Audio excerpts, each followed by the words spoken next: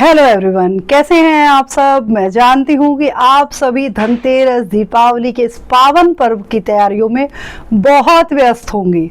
क्योंकि हों भी क्यों ना, क्योंकि भाई भारत का और पूरे विश्व का ही, स्पेशली भारत का तो बहुत ही बड़ा महत्वपूर्ण त्यौहार होता है यह दीपावली का, माँ लक्ष्मी का पावन दीपोत्सव।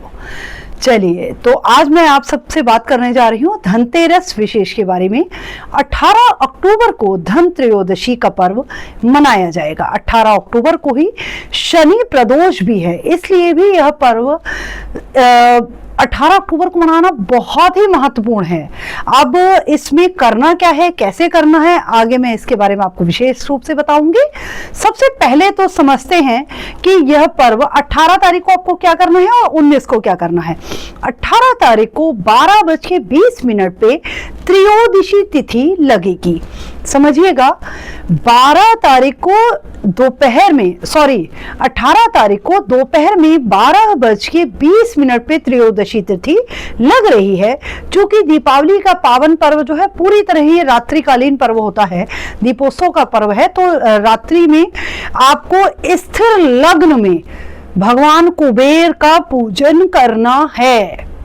जो आप कलश रखेंगे धनतेरस वाला, वह आपको 18 तारीख को रखना है। समय मैं आपको भी स्थिर लग्न के विषय में बताती हूँ। और 19 तारीख को, क्योंकि जो भगवान धन्वंतरी की पूजा होती है, जो धन्वंतरी जी को हम उत्तम स्वास्थ्य के लिए और हमारी जो कहा जाता है पहली माया उत्तम काया, जो पहला सुख है ना वो उत्तम काया है। आपकी जो काया मतलब आपका शरीर जब स्वस्थ होता है, यही सबसे पहले लक्ष्मी है। तो इसके लिए भगवान धन्वंतरी से आपको जो आराधना पूजन आदि करना है, इसको आपको 19 तारीख को करना है। क्योंकि भगवान धन्वंतरी का पूजन प्रातः काल किया जाता है, तो आपको 19 तारीख को प्रातः काल 12:21 तक भगवान धन्वंतरी का पूजन समाप्त कर देना है। ठीक है, उससे पहले ही सुबह कर ले तो ज्यादा उत्तम रहेगा। अब हम बात करते हैं कि धनतेरस में स्थिर लग्न क्यों महत्वपूर्ण है। क्योंकि माँ लक्ष्मी का जो हम पूजन करते हैं, हम सभी चाहते हैं भाई कि माँ लक्ष्मी हमारे जीवन में स्थिर रूप से विराजमान रहें। ऐसा ना हो कि भाई थोड़े दिन के लिए, 2-4 दिन के लिए हमें लक्ष्मी माँ का ही दर्शन हो, फिर गायब हो जाए, फिर गायब हो जाए, ऐसा तो कोई भी नहीं चाहता।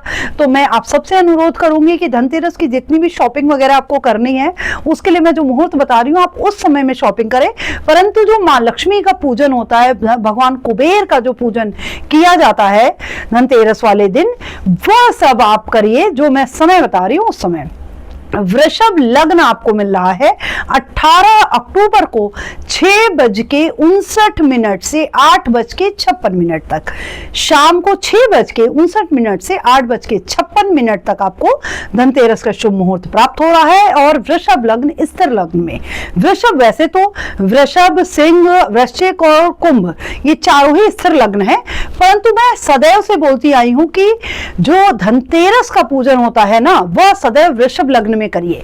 क्योंकि वृषभ जो राशि है ये शुक्र की राशि है और लक्ष्मी जी का जो वार होता है वो शुक्रवार होता है। और इस बार तो जो धनतेरस का दिन पड़ रहा है, उस दिन वैभव लक्ष्मी का योग भी बन रहा है, बड़ा अच्छा योग बन रहा है। तो इस वजह से भी, और हर वर्ष के लिए मैं बोलती हूँ कि हमेशा वृषभ लग्न में स्थिर लक्ष्मी के लिए पूजन करना सर्वोत्तम रहता है, सर्वोत्तम। क्योंकि जो वृषभ राशि है 2 नंबर की राशि है, और 2 नंबर की राशि ही धन का घर है। जो दूसरा घर हमारा होता है वो हमारे धन का, कुटुंब का, वाणी का घर होता है, तो वो घर ही उसी का है। तो वृषभ लग्न में जो माँ लक्ष्मी का पूजन धनतेरस वाले दिन किया जाता है, भगवान कुबेर का जो पूजन होता है, वो बहुत ही सर्वोत्तम माना जाता है। तो आप सबको समय पता चल गया, इस समय आपको धनतेरस का पूजन करना है। अब आप खरीदारी कब कर सकते हैं उसका समझिए। खरीदारी के लिए दोपहर का जो समय है 2:21 से 3:46 तक, 2:21 से 3:46 के बीच आप खरीदारी आदि शॉपिंग वगैरह कर सकते हैं। हालांकि धनतेरस वाले दिन पूरे दिन शॉपिंग का कार्य चलता है, कोई ऐसी दिक्कत की बात नहीं होती है। इसके उपरांत इन केस मान लीजिए कोई उस समय में धनतेरस की पूजा वृषभ लग्न में, स्थिर लग्न में नहीं कर पाया, तो उनके लिए फिर एक लग्न उन्हें मिल रही है सिंह लग्न। हालांकि ये मध्य रात्रि का पूजन हो जाता है, और मैं सदैव कहती हूँ कि धनतेरस पे जिन्हें कुबेर भगवान, मां लक्ष्मी के साथ साथ किसी यंत्र की, किसी मंत्र की, किसी कार्य की सिद्धि के लिए यदि कोई कलश आदि रखना है तो वह सभी लोग रात्रि में 1:27 से 3:40 तक पूजन करेंगे। 1 सिंह लग्न जो पड़ रही है रात्रि 1:27 से 3:40 तक मिलेगी आपको। उस समय में जितनी भी काल रात्रि वाले पूजन है, सिद्धि, उपासना, यंत्र साधना, तंत्र साधना के पूजन है, उसके लिए आपको कार्य प्रारंभ कर देना है। फिर एक आपको लग्न मिलेगी वृश्चिक लग्न। यह मिल रही है आपको 8:10 से 10:25 तक 19 तारीख को। तो मैंने जो 19 तारीख को भगवान धन्वंतरी के पूजन के विषय में आपको बताया है ना, वह आपको इस समय में करना है। ये 8:10 से आपको जो समय मुहूर्त मिल रहा है, अब ये समझिएगा कि इतना उत्तम मुहूर्त है। जो वृश्चिक लग्न जो होती है ये 8 नंबर राशि होती है, 8 नंबर लग्न है। जब आप कालपुरुष की कुंडली बनाएंगे तो इसका अंक 8 आता है। 1 नंबर से लेकर 8वें नंबर में वृषभ राशि पड़ती है, स्कॉर्पियन राशि। और जो वृश्चिक राशि जो है ये मृत्यु भाव, गुप्त मृत्यु भाव, जो एक अन्ना कुआं जो है जिसे मृत्यु भाव भी कहा जाता है, वह भाव इसी में आता है 8 नंबर राशि में। और भगवान धन्वंतरी के लिए आप पूजा क्यों करते हैं? हेल्थ के लिए। तो आपको सभी तरह के मारक क्रियाओं से, मरणासन स्थितियों से, जो काल का जो ग्रास है, उन सब से बचाने के लिए आपको जो पूजन करना है, उत्तम काया के लिए आपको जो पूजन करना है भगवान धन्वंतरी का, वह आप करिएगा 19 अक्टूबर सन 2025 को 8:10 से 10:25 तक। तो यह तो हुआ सभी लोगों के लिए धनतेरस का शुभ मुहूर्त, बहुत ही कम शब्दों में आप सबको मैंने बताया। अब आगे जान लेते हैं कि धनतेरस के दिन किस राशि के जातक को क्या खरीदना उत्तम रहता है। तो अब हम बात करेंगे मेष से लेके मीन तक,